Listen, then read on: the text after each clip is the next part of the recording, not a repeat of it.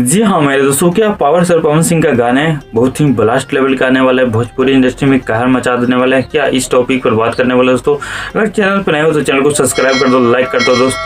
तो बता दूं कि दोस्तों पावर स्टार के बर्थडे है 5 तारीख का, तो कुछ तो स्पेशल आने वाला है दोस्तों। गाना में किसी तरह के कमी नहीं नजर आएगा और बजट के साथ तो आएगा गाना। इतना पैसा झोंका जाएगा कि कुछ कहने नहीं।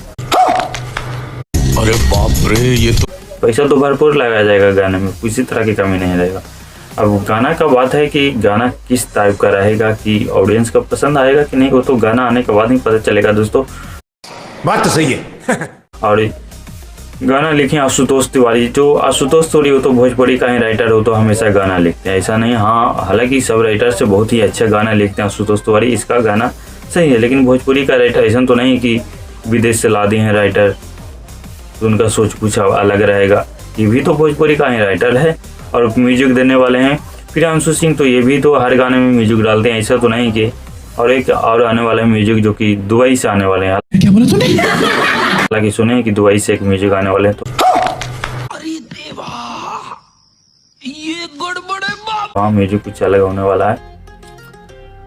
तो देखिए, गाना बजट और ज़्यादा पैसा डालने हाई लेवल के बनाने से गाना कोई हाई लेवल नहीं बन जाता।